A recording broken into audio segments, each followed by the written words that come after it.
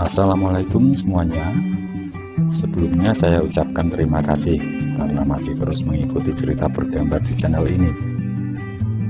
Dan untuk kawan-kawan yang belum subscribe ke channel ini, dukung saya ya. Klik tombol subscribe dan klik logo lonceng untuk bisa berlangganan gratis di video cerita bergambar selanjutnya. Oke, sebagai imbalannya kali ini saya akan coba menggambar sekaligus bercerita tentang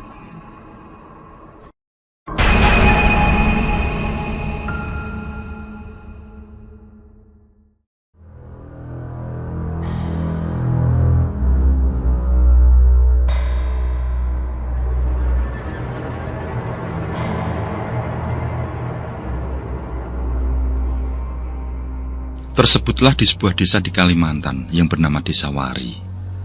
Di desa tersebut pernah hidup seorang wanita yang bernama Maharati. Diketahui dia hidup pada masa kerajaan Banjar.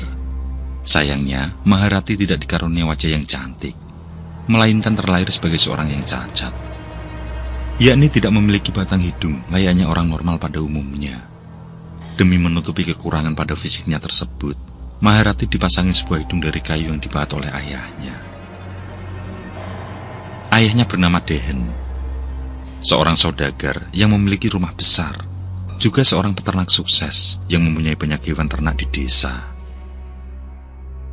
Maharati mempunyai dua kakak perempuan yang umurnya berpaut tidak jauh, bernama Suli dan Mayang. Namun mereka dikaruniai paras yang cantik dan sempurna.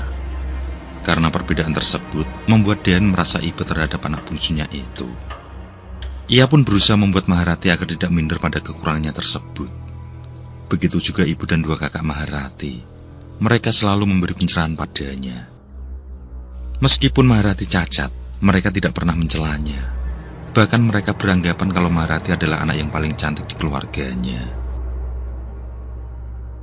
Kamu ini cantik kok, Nak. Lebih cantik dari kakak-kakakmu malahan. Begitulah ibundanya selalu menghibur. Maharati sendiri merasa suka dengan hidung buatan ayahnya itu. Dan seperti ucapan kakaknya, ia beranggapan kalau dirinya adalah wanita yang paling cantik. Maharati seakan memiliki kehidupan yang sempurna, dengan memiliki keluarga yang menyayangi dirinya. Terlebih ia terlahir dari keluarga yang kaya, dan keinginannya selalu dipenuhi. Akan tetapi, Maharati dilarang oleh orang tuanya untuk keluar rumah dan berbaur dengan orang lain. Karena Dehen khawatir kalau hanya Maharati akan menjadi bahan olok-olokan orang-orang dan anak-anak sebayanya. Ayahnya juga khawatir kalau saja ia berbaur, maka akan dicemooh sebagai manusia berhidung kayu atau gadis tanpa hidung. Setiap hari, Maharati hanya bergaul dengan keluarganya di rumah tanpa tahu dunia luar. Rumahnya yang terbilang besar dan memiliki halaman luas membuat Maharati tidak pernah bosan berada di rumah.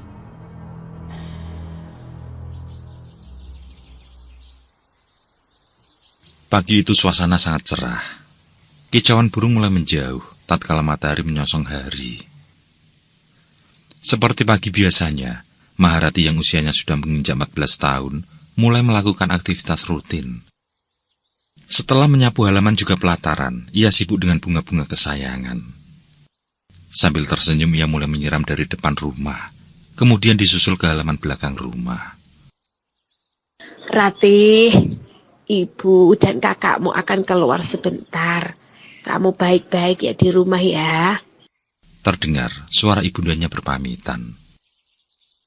Mereka akan menjahit baju untuk sebuah acara yang akan digelar beberapa minggu lagi, di mana kakak sulungnya, Suli, akan menerima lamaran dari seorang pria. Ya Bu, nanti bawakan buah kesukaanku ya.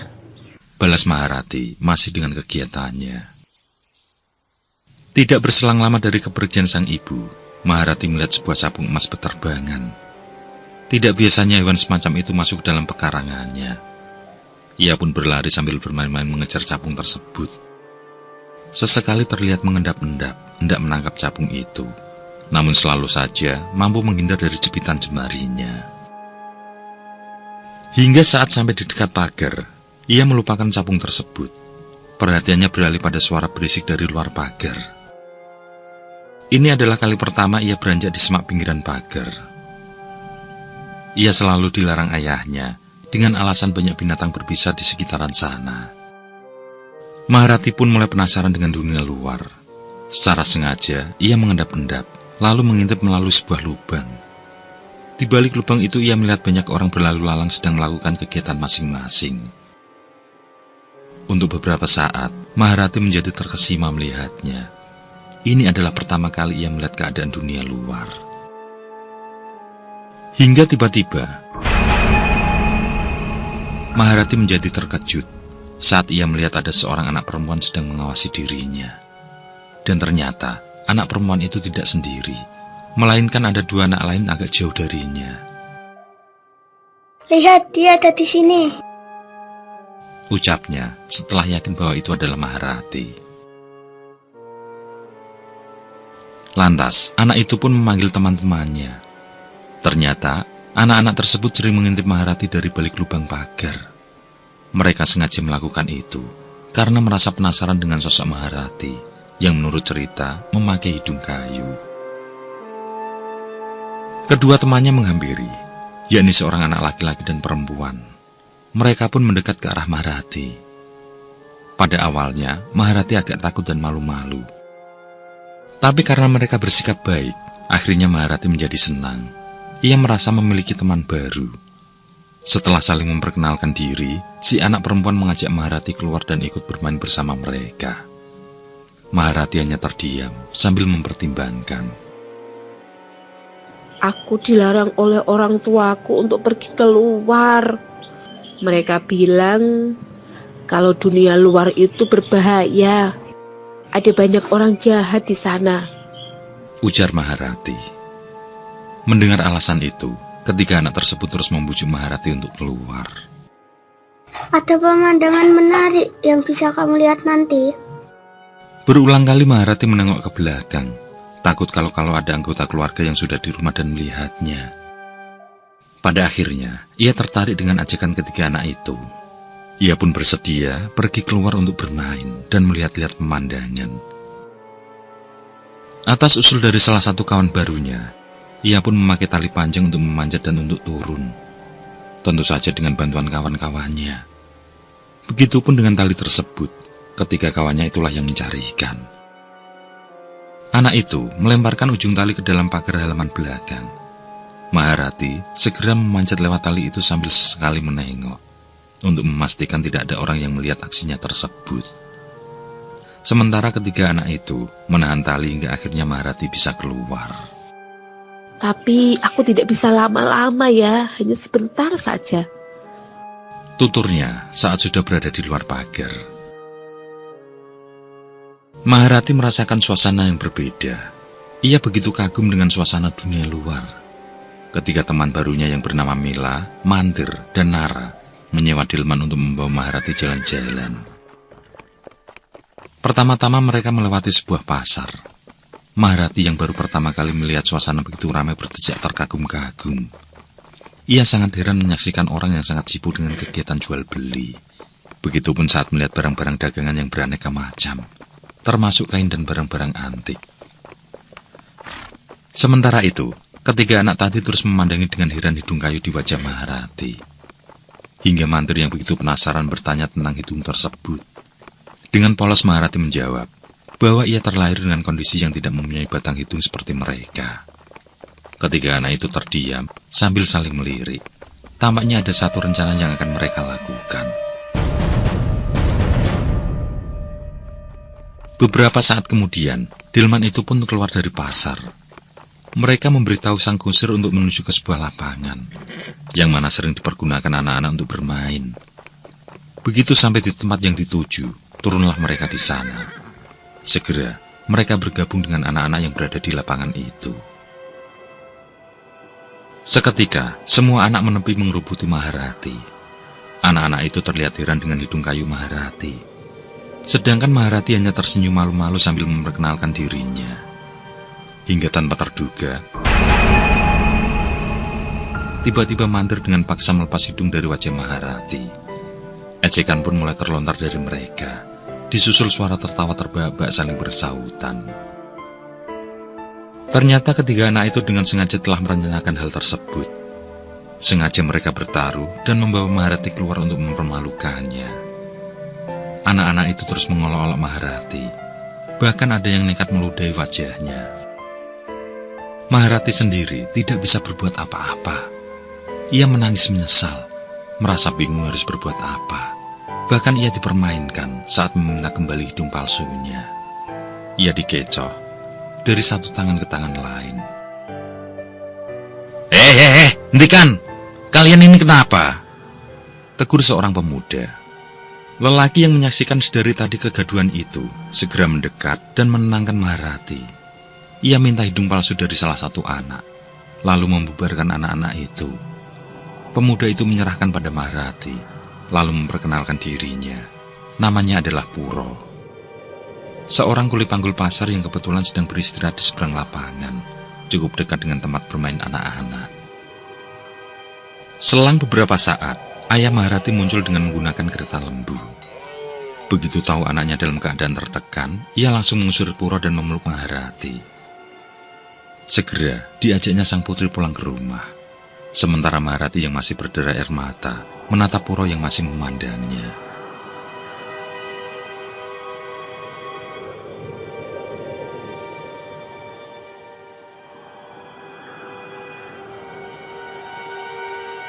Setelah kejadian itu, kejiwaan Maharati benar-benar terguncang. Suara Nara bersama Mantri dan Mila terngiang-ngiang, membuatnya sakit hati, terutama saat dia diejek sebagai keturunan anjing. Bunga-bungamu ini sudah bermekaran loh. Kelincimu juga sudah melahirkan, tutur ibundanya di luar kamar. Sang ibu merasa khawatir, karena 4 hari setelah kejadian itu, putri bungsunya mengurung diri di dalam kamar. Bahkan menolak untuk makan setiap kali diajak saudara-saudaranya. Maharati terus-terusan menangis atas pengalaman yang didapat dari luar rumah.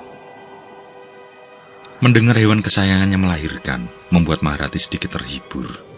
Dengan mata yang sembab akibat menangis, serta tidak mengenakan hidung kayunya, ia pun keluar kamar.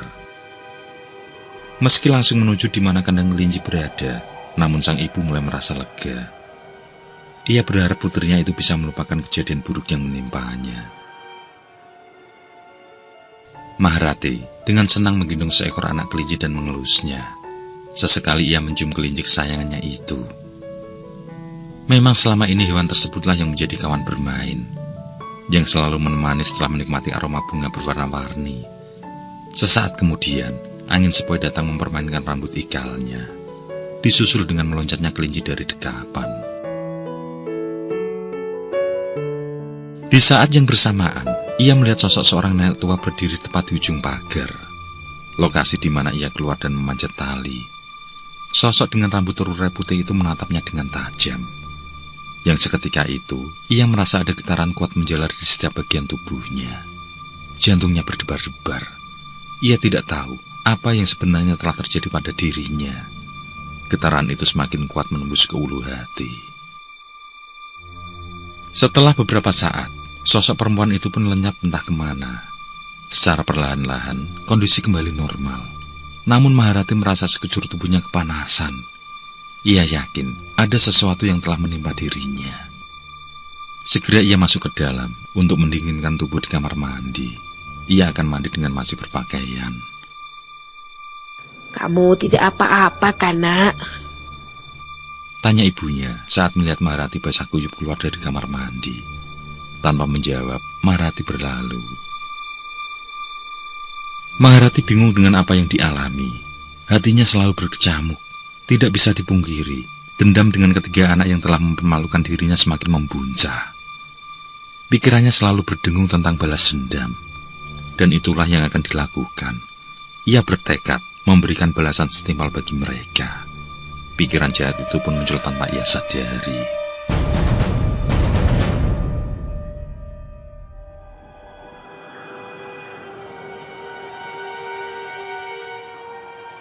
Pagi itu, suasana rumah cukup sepi. Dengan terpaksa semua orang meninggalkan Maharati sendirian karena ada urusan dalam hal lamaran kakaknya. Orang tua maupun 2 kakaknya dengan berat hati memilih keluar. dengan urusan yang lebih penting.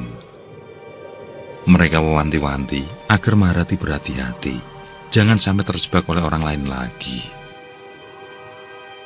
Maharati yang mengetahui kalau ketiga anak itu masih suka mengintip dari balik pagar halaman belakang rumah, sengaja menunggu mereka untuk melancarkan idenya.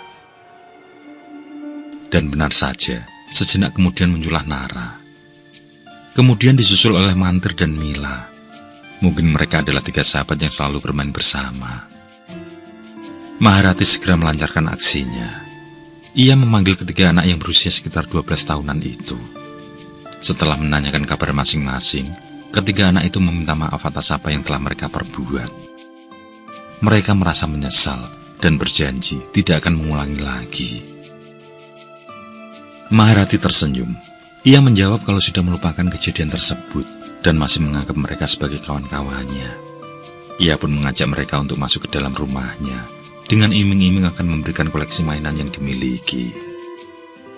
Nanti mereka bisa sepuasnya bermain di rumah Maharati, juga makan makanan enak. Makanan yang selama ini belum pernah mereka rasakan. Tenang saja. Hanya aku di rumah sendiri, ujar Maharati merayu. Lantas dengan girang mereka menerima ajakan Maharati. Ia memberikan petunjuk agar mereka masuk satu persatu sesuai apa-apa darinya. Seutas tali yang sudah dipersiapkan segera dilemparkan, kemudian mengikatnya pada sebuah tiang di dekat pagar. Giliran pertama masuk adalah Nara. Setelah menyuruh Mantir dan Mila menunggu, ia bergegas mengajak Nara masuk kamarnya. Dendam menyala di dadanya. Ia benar-benar merasa sakit hati atas perlakuan keji anak itu. Saat tiba di kamar, Nara sangat kagum dengan koleksi mainan yang banyak sekali. Boneka kayu bermacam ukuran berjajar rapi di dalam kamar yang luas. Nara tidak menyadari jika tatapan tajam Maharati menandakan suatu bahaya. Ketika perhatiannya terpusat pada koleksi mainan itu, Maharati menghantam kepala Nara dengan sebuah kayu yang sudah dipersiapkan. Nara pun menggelepar, bersimbah darah. Ia langsung menyeret jasadnya ke tepian tempat tidur, lalu menutupnya dengan kain berwarna merah. Setelah itu, giliran Mira, yang juga diperlakukan dengan cara yang sama. Begitupun dengan Mantir yang mendapat giliran terakhir. Melihat hal itu, membuat Maharati merasa terpuaskan. Dendamnya telah terbalas. Saat ia akan memasukkan ke dalam karung goni satu persatu jasad itu, ia merasa bau anjir darah sangat menggodanya. Dan seperti orang kesetanan, ia mengiris nadi mereka, lalu menghisap darahnya. Maharati benar-benar menikmati setiap tetesan darah yang keluar. Setelah dirasa cukup, segera dimasukkannya ke dalam karung goni satu persatu, lalu dibawa ke tempat pembuangan sampah, yakni berada di belakang rumah. Rencana pun berlanjut dengan membuat api dan membakar ketiga anak itu. Seperti ada yang membantu, semua rencana yang dilakukan berjalan dengan mulus. Asap tebal tidak membuat warga curiga, karena hal itu dilihat setiap saat dari rumah Pak Dehen. Jasad itu pun menjadi abu berbaur dengan bara api, sebelum akhirnya disiram air untuk menghilangkan jejak. Di sela-sela asap itu, ia melihat kembali penampakan sosok wanita tua. Dengan raut wajah datar menyeramkan, sosok itu memandang ke arah Maharati. Sementara Maharati masih menikmati kemenangannya, ia biarkan sosok tersebut tanpa mendekat, yang beberapa saat kemudian lenyap bersama semilir angin mempermainkan asap tipis.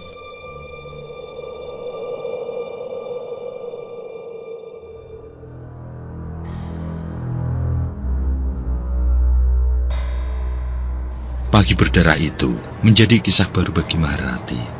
Ia benar-benar berubah. Meski di hadapan keluarga lain biasa-biasa saja, tapi hatinya telah terkontak dengan hal yang mistis.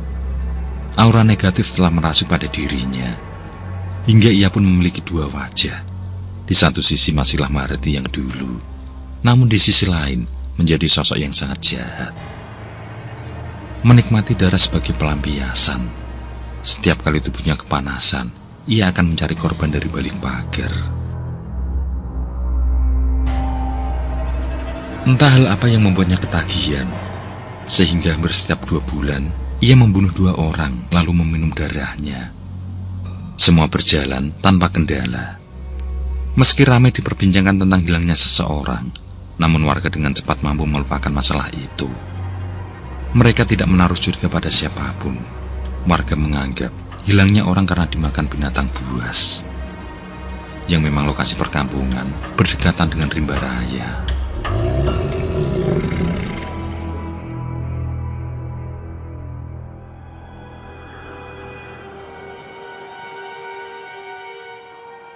Beberapa tahun telah berlalu, Maharati semakin tumbuh dewasa, dan orang tuanya pun sudah mengizinkan untuk keluar rumah.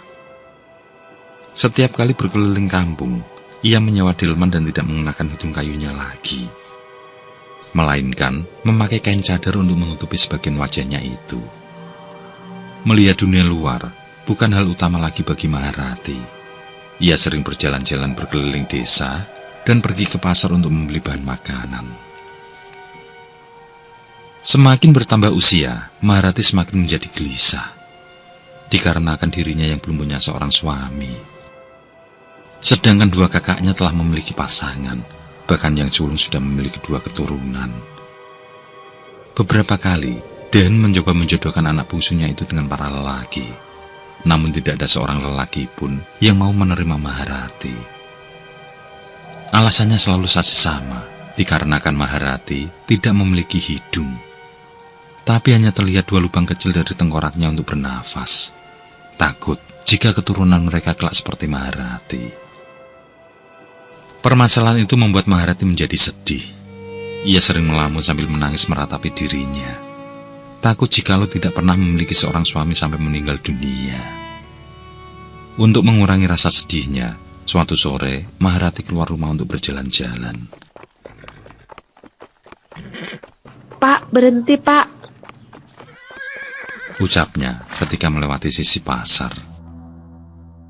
Di sana ia melihat sosok wanita tua yang dulu pernah dilihat.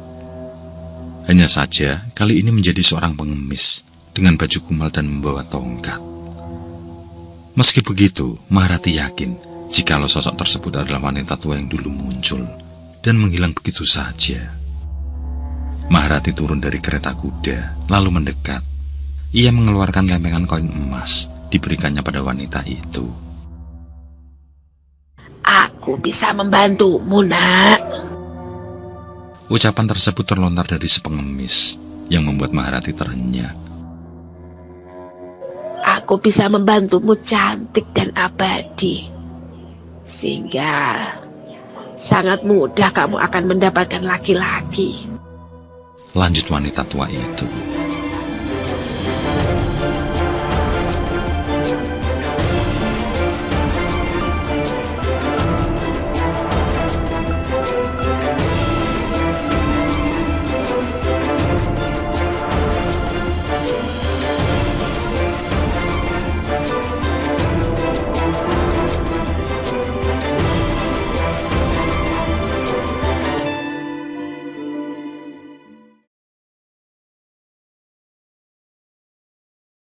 Oke, saya kira cukup cerita kali ini. Untuk cerita-cerita lainnya, silahkan buka di bagian video dalam channel ini, di playlist cerita bergambar. Sekali lagi terima kasih ya. Jangan lupa like, komen, share juga boleh. Dan untuk yang belum subscribe, langsung klik tombol subscribe. Semangat berkarya. Akhirul kalam, wassalamualaikum warahmatullahi wabarakatuh.